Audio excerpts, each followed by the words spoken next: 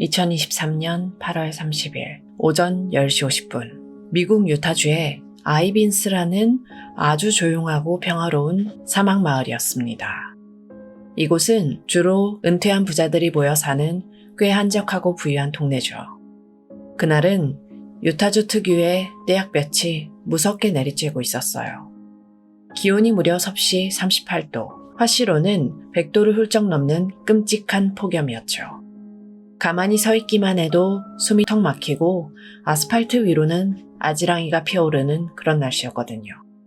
이 고요한 마을 한가운데는 조디 힐데브란트라는 여성이 소유한 거대한 대저택이 하나 있었습니다. 무려 530만 달러, 우리 돈으로 치면 약 70억 원이 넘는 으리으리한 집이었죠. 근데 이 완벽해 보이는 저택의 창문을 넘어서 한 소년이 위태롭게 빠져나왔어요. 이제 겨우 12살 된 아이였어요. 소년은 신발도 신지 않은 맨발 상태였습니다. 그 펄펄 끓는 뜨거운 아스팔트 위를 깡마른 다리를 절뚝이며 그야말로 필사적으로 달렸죠. 얼마 못 가 소년은 근처 이웃집 현관문으로 다가갔어요. 그리고 미국 가정집 현관에 흔히 달려있는 초인종 카메라, 그 링 도어벨을 꾹 눌렀죠. 주인이 문을 열기 전 그 카메라 렌즈에 잡힌 아이의 모습은 정말이지 참혹했습니다. 배고픔과 두려움에 지칠 대로 지친 아이는 뼈가 툭 붉어져 나올 정도로 심각하게 말라 있었거든요. 마침내 문을 연 이웃 주민은 눈앞에 선 아이를 보고 너무 놀라서 그만 그 자리에 얼어붙고 말았습니다. 아이의 앙상한 손목과 발목에는 두꺼운 회색 덕테이프가 칭칭 감겨 있었고요. 그 테이프 사이로는 살이 깊게 패여서 붉은 생살이 그대로 드러난 끔찍한 상처를 보였기 때문이죠.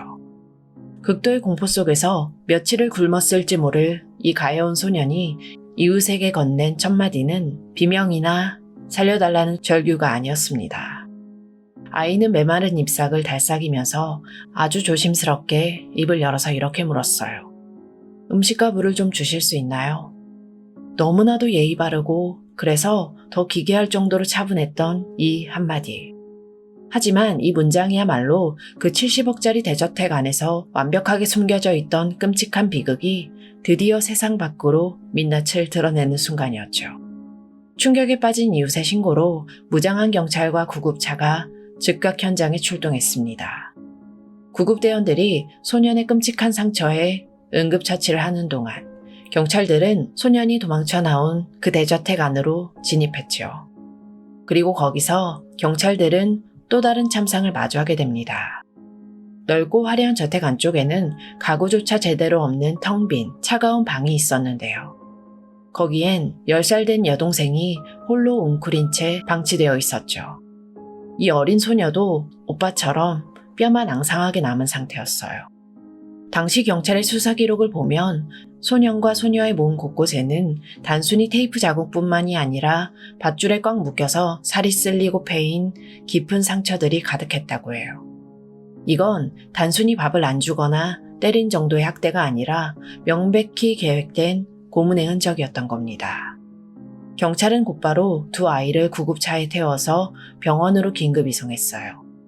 동시에 이 끔찍한 학대의 피해자들이 도대체 누구인지, 누구의 자녀인지 신원 확인에 들어갔죠. 근데 경찰 무전을 통해서 아이들의 이름과 부모의 정체가 확인된 그 순간, 수사관들은 물론이고 얼마 지나지 않아 이 뉴스를 접한 미국 전역이 그야말로 발칵 뒤집히고 맙니다. 왜냐고요? 이 깡마르고 상처투성이인 아이들은 세상과 단절된 채 어디 지하실에 숨겨져 있던 유령 같은 아이들이 아니었거든요. 무려 8년이라는 긴 시간 동안 250만 명이 넘는 구독자들이 유튜브라는 스크린을 통해서 매일같이 지켜보면서 아, 너무 예쁜 가족이다 라고 응원했던 바로 그 유명한 육아 채널 8 패신저스의 막내 아이들이었기 때문이죠. 세상이 그 소식에 발칵 뒤집힌 건 어찌 보면 너무나도 당연했어요. 화면을 통해서 수년 동안 봐왔던 그 가족의 모습은 말 그대로 완벽함 그 자체였거든요. 2015년에 처음 문을 열었던 유튜브 채널, 구독자만 무려 250만 명의 누적 조회수는 10억 회를 넘긴 초대형 채널이었습니다. 루비 프랑키는 매주 5일 새벽 6시가 되면 어김없이 가족의 일상을 담은 영상을 올렸어요. 유타주의 평화롭고 그림 같은 풍경을 배경으로 남편 케빈과 6남매가 북적이면서 살아가는 모습은 수많은 사람들의 워너비가 됐죠. 특히 루비가 보여준 엄격하지만 원칙이 있는 훈육은 부모 시청자들의 엄청난 지지를 받았습니다. 그녀는 완벽한 엄마의 롤모델로 엄청난 인기를 얻었고 그 인기는 곧 어마어마한 돈이 된 거죠.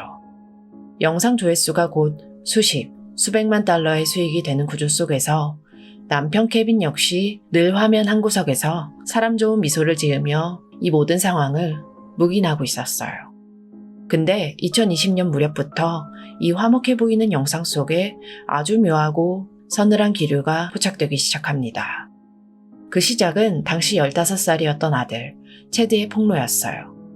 어느 날 영상에서 체드가 무심코 이런 말을 꺼냈습니다. 자신은 장난을 쳤다는 이유로 벌을 받아서 방에서 쫓겨났고 무려 7개월째 거실 바닥에 놓인 푹신한 쿠션, 그러니까 침대도 없는 빈백 위에서 자고 있다는 거였죠. 하루 이틀도 아니고 7개월이나요. 가족들은 카메라 앞에서 대수롭지 않게 웃고 넘겼지만 화면 너머의 구독자들은 등골이 서늘해지는 걸 느꼈을 거예요. 뭔가 단단히 잘못되어 가고 있다는 첫 번째 신호였던 거죠. 이 불안감은 곧 충격적인 확신으로 바뀌게 됐습니다. 그 유명한 도시락 거부 사건 때문인데요. 하루는 루비가 카메라를 켜고 아주 자랑스럽다는 듯이 한 일화를 늘어놨어요. 이제 막 6살이 된 어린 딸이 그만 깜빡하고 학교에 점심 도시락을 두고 간 날이었죠. 학교 선생님이 아이가 밥을 굶게 생겼다며 걱정스러운 마음에 전화를 걸어왔어요. 보통의 엄마라면 당장 도시락을 싸들고 학교로 달려갔겠죠. 하지만 루비의 반응은 전혀 달랐습니다. 그녀는 선생님의 요청을 단호하게 거절했어요. 그러고는 카메라 렌즈를 똑바로 응시하며 아주 온화하고 당당한 미소를 지은 채 이렇게 말했죠. 이건 아이가 스스로 책임감을 배우는 과정입니다. 6살짜리 아이가 온종일 배를 고르며 겪을 고통보다 자신이 정한 원칙을 가르치는 게 더 중요하다는 거였어요.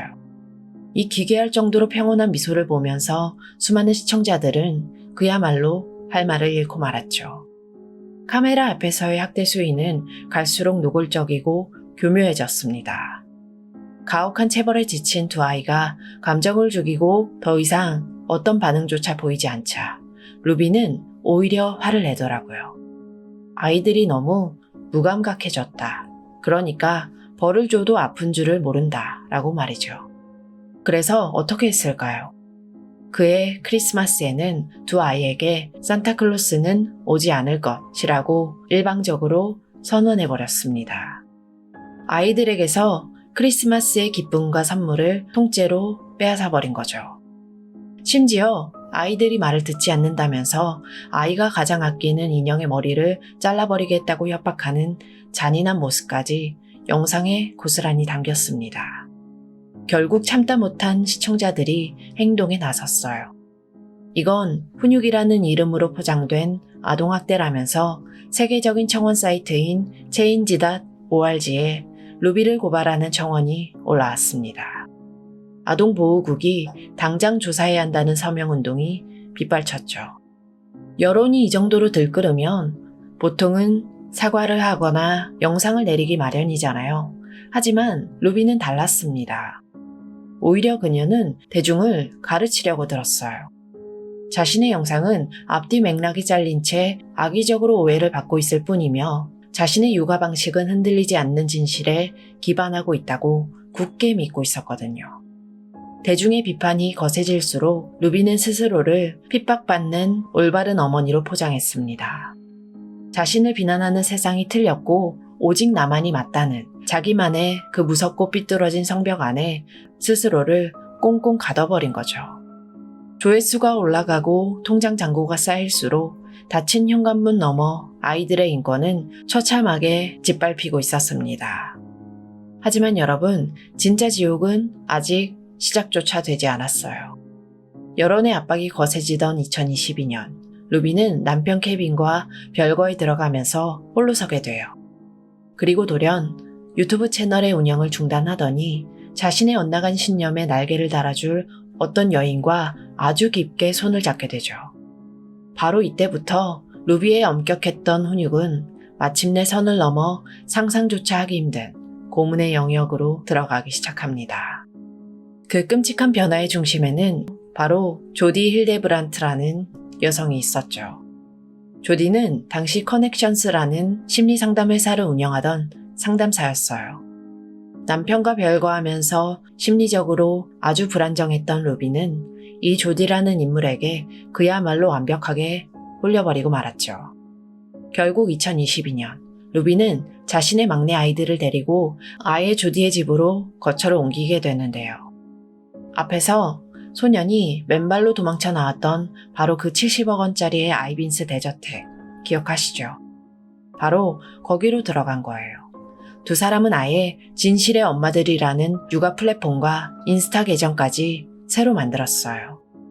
유튜브를 떠난 루비가 조디의 엇나간 신념을 날개 삼아 점점 더 폐쇄적이고 극단적인 사이비 종교의 교주처럼 변해가는 순간이었죠. 그렇다면 이 두 사람이 그토록 맹신했고 또 아이들에게 강요했던 그 무서운 진실은 대체 뭐였을까요? 나중에 경찰의 수사 기록과 법정 판결문을 통해 드러난 사실은 정말 상상을 뛰어넘는 끔찍한 수준이었어요.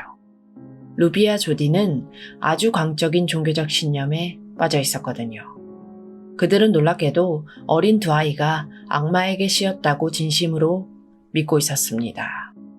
아이들이 말을 듣지 않거나 조금이라도 반항하는 건 단순한 투정이 아니라 그 안에 깃든 악령 때문이라는 거였죠.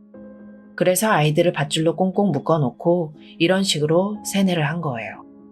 너희는 사악한 존재다. 이 고통은 너희의 영혼을 구원하고 악을 빼내기 위한 것이다. 자신들의 가학적인 학대를 회개와 구원이라는 거룩한 이름으로 둔갑시켜버린 거예요. 악을 빼내기 위해선 육체적인 고통이 반드시 필요하다는 명분. 그 명분 아래에 벌어진 일들은 말 그대로 생지옥이었어요. 기억하시죠? 앞에서 말씀드린 유타주의 그 숨막히는 폭염이요. 루비와 조디는 섭씨 38도가 훌쩍 넘는 그 떼약볕 아래서 아이들을 몇 주 동안 밖으로 내몰아서 강제 노동을 시켰습니다. 그것도 떼약볕을 가려줄 모자나 신발조차 신기지 않은 맨발 상태로요. 불덩이처럼 달궈진 흙바닥과 아스팔트 위에서 일해야 했던 아이들은 결국 발과 온몸에 심각한 이도 화상을 입게 됐습니다. 살이 붉게 부풀어 오르고 물집이 터지는 고통 속에서도 아이들은 시원한 물 한 모금 제대로 마시지 못했어요. 더 끔찍한 건 아이들의 몸에 남은 그 화상과 상처들을 치료하는 방식이었습니다. 경찰 수사 과정에서 한 가지 정말 소름 돋는 사실이 밝혀지는데요. 소년의 손목과 발목에 밧줄로 꽉 묶여서 패인 깊은 상처들이 있었다고 말씀드렸잖아요. 루비와 조디는 그 벌어진 생살 위에 연고를 바른 게 아니었어요. 이 두 사람이 상처 위에 바른 건 카옌 페퍼, 그러니까 아주 매운 고춧가루와 꿀을 섞은 끔찍한 혼합물이었습니다. 소독을 한답시고 그 매운 고춧가루를 아이의 찢어진 피부 위에 벅벅 문질러 바른 거예요. 보통 상처에 소금만 닿아도 눈물이 쏙 빠지는데 매운 고춧가루를 생살에 비벼 넣었을 때 아이가 느꼈을 그 불타는 듯한 고통, 정말 상상조차 하기 힘듭니다. 이건 치료가 아니라 상처를 이용해서 더 큰 고통을 주는 명백한 고문행위였어요. 나중에 이 끔찍한 사실이 누구의 입을 통해 세상에 알려졌냐면 바로 12살 소년이 경찰에게 또박또박 직접 진술한 내용이었습니다. 어른들의 잔혹한 고문을 피해자인 어린아이가 스스로 증언해야만 했던 그 상황을 떠올려 보면 가슴이 정말 먹먹해집니다. 그리고 이 모든 끔찍한 일들이 벌어진 곳은 따로 있었어요. 화려한 530만 달러짜리의 대저택, 그 눈부신 거실 아래에 차고 밑에는 저택의 분위기와는 전혀 어울리지 않는 섬뜩한 공간이 하나 숨겨져 있었습니다. 바로 육중한 금고형 철문이 달려있는 패닝룸, 이른바 비밀 대피소였습니다. 밖에서는 유타주의 눈부신 햇살이 쏟아지고 있었지만 그 두꺼운 철문 안쪽은 외부의 빛도 소리도 완벽하게 차단되는 차갑고 어두운 금속의 방이었죠. 아이들은 밖에서 화상을 입을 정도로 혹사당한 뒤에 밧줄에 묶인 채 이 폐쇄된 지하실에 갇혀 지냈던 거예요. 끼익하고 그 무거운 쇳덩이 문이 닫히는 순간 아이들은 세상과 완벽하게 단절되는 그 캄캄한 절망을 매일같이 견뎌야 했겠죠. 자신들을 지켜줘야 할 엄마가 되려 악령을 쫓는다며 자신들을 지하실에 가두고 상처에 고춧가루를 바를 때 그 어둡고 차가운 패닉룸 안에서 아이들은 대체 어떤 기도를 올렸을까요? 종교적인 신념이라는 핑계 뒤에 숨어서 벌어진 일들은 사람이 사람에게 할 수 있는 가장 잔혹한 행위들이었습니다. 하지만 여러분, 이들의 그 무서운 광기는 결국 경찰에 체포된 이후 법정에서도 절대 멈추지 않았습니다. 2023년 8월, 두 사람이 나란히 수갑을 차고 체포된 직후 수많은 대중의 분노 어린 시선은 곧장 유타주의 법정으로 쏠렸어요. 쏟아지는 명백한 증거들 앞에서 결국 그해 12월, 루비는 4개의 가중 아동학대 혐의에 대해서 유죄를 인정했어요. 그리고 해를 넘겨 2024년 2월 20일, 마침내 최종 선고 공판이 열리던 날, 그날 법정 안의 공기는 그야말로 차갑고 무거웠죠. 법정에선 루비의 모습은 한때 250만 명 앞에서 완벽하고 오만한 엄마인 척 미소 짓던 그 유명 유튜버가 아니었습니다. 수의를 입은 그녀는 판사 앞에서 연신 눈물을 쏟아냈어요. 근데 그 눈물 섞인 진술서를 가만히 들여다보면 뭔가 좀 이상하더라고요. 그녀는 자신의 끔찍한 죄를 온전히 뉘우치기보다는 어떻게든 핑계를 대면서 책임을 회피하기 바빴거든요. 루비는 판사 앞에서 울먹이면서 이렇게 주장을 했습니다. 나는 나의 아이들을 위해서 모든 것을 희생할 준비가 되어 있었지만 조디에게 완벽하게 조종당했습니다. 모든 탓을 공범인 조디에게 돌리면서 자신 역시 사이비 종교 같은 가스라이팅의 피해자일 뿐이라고 호소를 한 거예요. 심지어 검찰의 압박 속에서 형량을 겹쳐서 사는 연속 복역에 스스로 동의하는 조건으로 말이죠. 반면 조디의 태도는 어땠을까요? 조디는 루비처럼 억지 눈물을 흘리면서 판사에게 동정심을 구걸하지도 않았어요. 오히려 소름이 돋을 정도로 뻔뻔하고 당당했죠. 수사 과정에서 조디가 구치소에서 지인과 통화한 녹취록이 공개가 됐는데요. 거기에서 조디는 자신이 지은 그 잔혹한 아동 고문 범죄를 반성하기는커녕 자신을 부당하게 탄압받는 성인군자의 비유를 하면서 이렇게 말했습니다. 나는 감옥에 억울하게 갇힌 성경 속의 순교자다. 정말이지 끝까지 자신의 정당성에만 갇혀있는 그야말로 무서운 맹신이었습니다. 결국 판사는 이 두 사람의 끔찍한 반인륜적 범죄에 아주 무거운 벌을 내리게 되죠. 루비와 조디 모두 4개의 혐의에 대해서 각각 1년에서 15년형을 선고받았어요. 그리고 판사는 이 형량을 겹쳐서 한 번에 사는 게 아니라 하나가 끝나면 다음 형기가 시작되는 연속 복역으로 명령했습니다. 단순하게 계산하면 15년씩 4번이니까 최대 60년형이 떨어지는 게 맞잖아요. 근데 여기에서 유타주의 형법 중 아주 특이한 조항이 하나 적용이 됐습니다. 이 법에 따르면 연속 선고를 받더라도 사형이나 종신형이 아닌 이상 한 피고인의 총 복역 기간이 최대 30년을 초과할 수 없도록 제한되어 있었어요. 게다가 유타주는 부정기형이라는 제도를 채택하고 있었습니다. 판사가 정확히 몇 년을 살아라 하고 못 박는 게 아니라요. 죄수가 감옥에서 어떻게 생활하는지를 지켜본 뒤에 유타주의 사면가석방위원회가 실제 출소일을 나중에 결정하는 방식이에요. 즉 루비는 최소 4년에서 최대 30년 사이의 어느 날 위원회의 결정에 따라서 세상 밖으로 다시 나올 수도 있다는 뜻이죠. 가해자들이 이렇게 법의 심판을 받는 동안 완전히 산산조각 나버린 남은 가족들은 어떻게 됐을까요? 아내의 삐뚤어진 훈육을 묵인하고 방관했던 남편 케빈, 그는 루비가 체포되자마자 서둘러서 이혼 소송을 제기했습니다. 그리고 뒤늦게 아이들의 피해를 내세우면서 조디를 상대로 소송을 걸기도 했어요. 결국 2025년 3월 두 사람의 이혼은 법적으로 최종 확정되며 완전히 남남이 됐죠. 그리고 이 참혹한 비극 속에서 가장 용기 있게 목소리를 내면서 싸워온 사람이 있습니다. 바로 루비의 첫째 딸, 샤리 프랑키였어요. 샤리는 오래전부터 집안의 이상한 낌새를 눈치채고 동생들이 학대당하는 걸 막기 위해서 경찰과 이웃에게 도움을 요청했던 장본인이었거든요. 이제 어엿한 성인이 된 샤리는 그 힘든 시간들을 견뎌내고 법정에 서서 어머니의 만행을 똑똑히 증언했습니다. 나아가서 지난 2025년 1월에는 자신의 아픈 경험과 탈출기를 담은 회고록까지 출간하며 진실을 세상에 알렸죠. 그 책의 제목은 어머니의 집, 자유를 향한 딸의 탐구였습니다.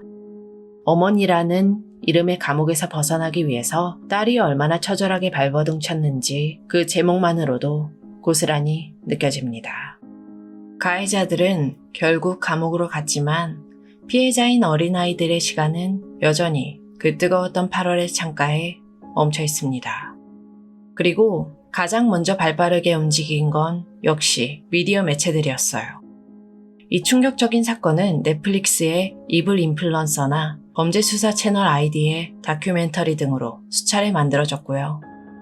특히 홀루에서 방영된 가족 속의 악마라는 다큐멘터리에는 전 남편 케빈과 2명의 큰아이들이 직접 제작에 참여해 목소리를 내기도 했죠. 가족들이 직접 나서서 끔찍했던 그 지옥의 진실을 세상에 알린 거예요. 동시에 분명하고 의미 있는 변화의 바람도 불고 있었습니다. 이 사건을 계기로 미국 사회 전역에서는 이른바 쉐어런팅의 위험성에 대한 뼈아픈 반성이 터져나왔어요. 공유한다는 뜻의 쉐어와 육아를 뜻하는 페어런팅이 합쳐진 말입니다. 부모가 아이의 일상을 온라인에 공유하는 행위가 단순한 추억 저장을 넘어서 어마어마한 돈벌이 수단으로 변질될 때 그 욕망이 얼마나 끔찍한 괴물을 만들어내는지 모두가 똑똑히 목격했으니까요. 덕분에 카메라 렌즈 뒤에 숨겨져 짓밟히던 아동 인권을 보호해야 한다는 움직임이 본격적으로 시작됐어요.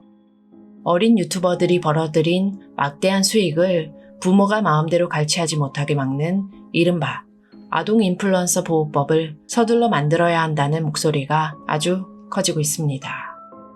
어찌 보면 아이들이 온몸의 화상과 흉터로 맞바꾼 너무나도 값비싼 사회적 교훈인 셈이죠. 그리고 마지막으로 매일 아침 6시 8패신저스의 채널에 새 영상이 올라올 때마다 무려 250만 명의 사람들이 환호했습니다. 화면 속에서 엄격한 훈육을 받으면서 풀이 죽어있는 아이들의 모습에 그저 부모가 교육을 참 똑부러지게 잘하네 라면서 쉽게 미소 지었을지도 모르죠.